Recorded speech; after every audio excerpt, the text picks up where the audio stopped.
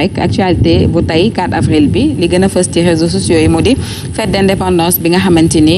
Sénégal fête na ko ñu toll ci 62e année de fête d'indépendance internautes yëpp boo xoolee ci réseaux sociaux yi moo xam Facebook Twitter Instagram wala sax fi nga xamante ni moom moo di TikTok on voit le drapeau du Sénégal di défilé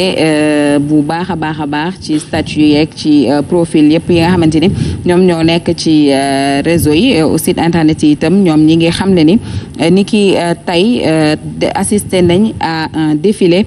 militaire et paramilitaire lu tollook 1867 militaires daal di nañuy participer ci la nga xamante ni moom moo di défilé bi am chaque année fële ca place de l'indépendance at yi ñu génn dañu defoon rek prise d'armes mais ren daal di nañuy màggal ñi nga xamante ni ñoom ñoo di woy takk der yi mu nekkoon une belle fête boo xamante ni seetaan nañ ko tey ci suba ci télévision yi waaye internet yi itam ku ci nekk partie bi la ca saf rek daal di nga koy dagg dugalaat ko ci li nga xamante ni moom moo di réseau yi beneen information boo xamante ni itam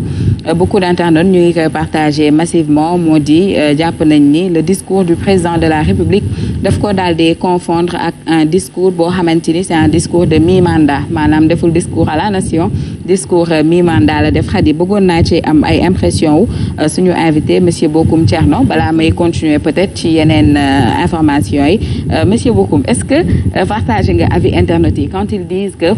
njiitu réewum Sénégal dafa juum doon évaluer plus son bilan plutôt que de s'adresser à la nation sénégalaise. Ouais, je pense effectivement que si bilan la gën a nekk si ay perspectives effectivement je pense que discours yi sax soo koy déglu peut-être yëre yi mooy changé mais daanaka même chose ngay dégg ah non le plus souvent parce que ñun parfois dañuy xool discours yi mais keroog dama def benn étude comparative par exemple si conseil des ministres yi nga xool lu mu wax si location bi wax na ko plusieurs conseils des ministres yu taqaloo mais amul benn effet bu si am donc discours yi aussi c'est la même chose d'habitude sax je pense ku si ne si yéen mën a defar discours président avant muy wax parce que le plus souvent lu mu inauguré lu mu def et cetera loolu lay def mais problème sénégalais yi si boppam du si wax carrément. Aïcha dafa mel ni Khady kon avis bi dafa unanime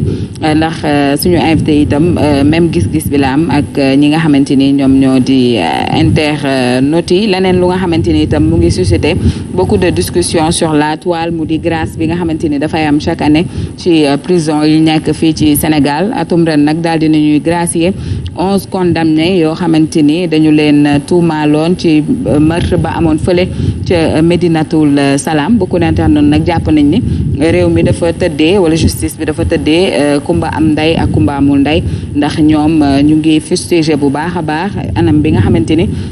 noonu la ñu gracier 11 détenus yooyu nga xamante ni ñoom la ñu jiñoon ni ñoo amaloon ay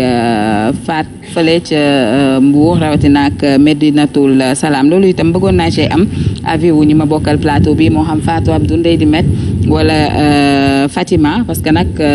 grâce en général dafa daan am selon la bonne conduite de certains prisonniers wala selon li nga xamante ni moom moo di nekkin bi nga xamante ni moom la ñu nekkee ci prison yi mais léegi ñu ci bëri jàpp nañu ne grâce yi dafay faral di am bras long ba loolu itam saa yu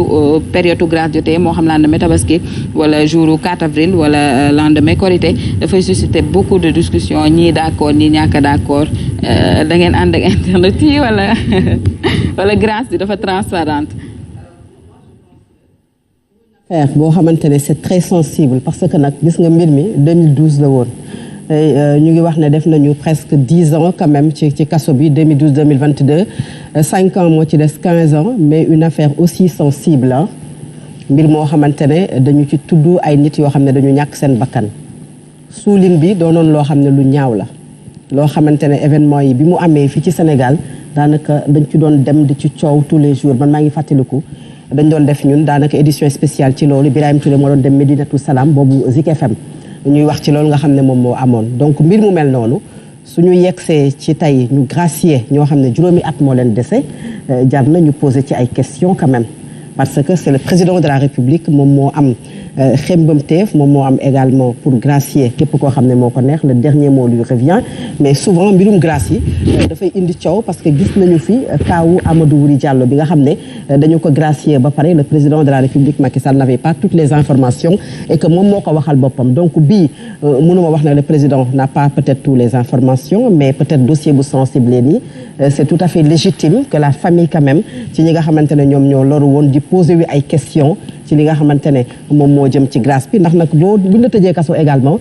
boo fa defee fukki at am bonne conduite mën nañu la bàyyi nga dem.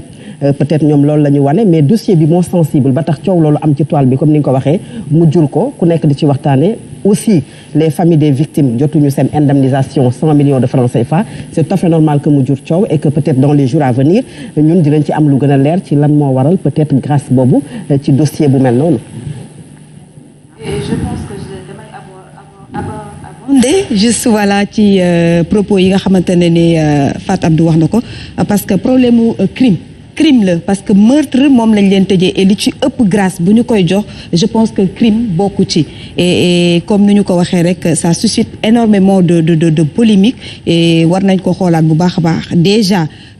ñi nga xamante ne ñoom ñoo yor wàllu grâce bi muy direction bi ñu ko dénk je pense que njiitu réew mi duñu ko wax dara moom buy ñëw dafay signer rek kooku du xam lan mooy nekk ci biir dossier bi et je pense que loolu rôle ki nga xamante ne moom la ñu dénk wàllu grâce la avocat yi ñoom ñooy dem saytu affaire yi ngir ñaanal grâce seeni ay clients donc wàllu crime ñoom affaire bi 2019 lañ leen tëj donc ci diggante bi yàggul ba ñuy jël koo xamante ne dafa rey doomu aadama nga jàpp ko di ko gracier te crime yi nga xamante ne ay crime mineur la yu maanaam délit yu ndawaan ni ñoom la ñuy faral di may grâce mais lu toll ni li nga xamante ne moom moo di faat bakkan tëddoo sax li nga xamante ne moom nga war a fay ñu daal di lay gracier ça pose problème vraiment.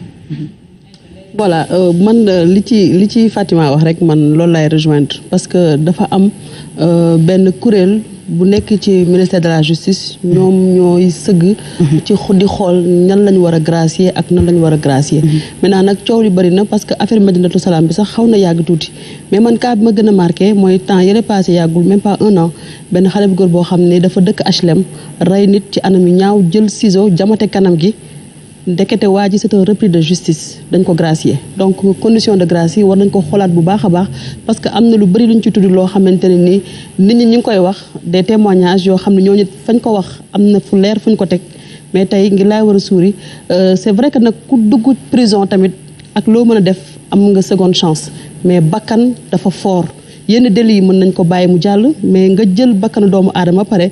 génn di xool famille am te dara du la ci fekk loolu tamit jàpp naa lu doy waar la te léeg-léeg sax mooy andi peut-être fajal sa bopp wala def loo xamante ne ni yoon may la ko nañ si bàyyi xel bu baax a baax mais encore une fois tey man dama jàpp ni nañu yokk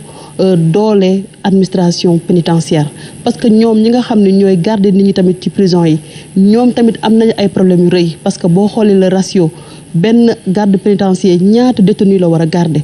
fan yële passé ñu ngi doon dégg ni am na ay coow ci seen biir te ñoom it léeg-léeg xeex bu amee ci biir prison seen bakkan mën na ci des donc vraiment beaucoup de préoccupations yoo xamante ne nii am na tey ci secteur de la justice mais grâce bi dafa nekk loo xamante ne nii wax dëgg yàlla dañ ko yàgg posé mais nañu saytu du xool ñan la ñuy bàyyi ñuy génn parce que bu ñu génnee mën nañ defaat toj dugaat ci kaso bi. Aïcha Khady kon on espère que ñi nga xamante ni ñoom ñoo di yor wàllum grâce bi dinañu xoolaat bu baax liste yi ñuy communiqué njiitu réewum Sénégal ngir ñu mën leen yeewi comme à l'accoutumée nag dañu koy jeexal ak de petites blagues yoo xamante ni dañu koy ramasser sur la toile tey nag ki ñu concoctel blagues yi c'est Mame Balla Mbow. na fi jee TikTok boobu dàkku koor ci kanam la ñu ci ñëw incha allah non bokkul d'accord fii Mame Balla Mbow moo def seen image yoo xamante ni dafa daal di jël njiitu réewum Sénégal ak ay naataangoom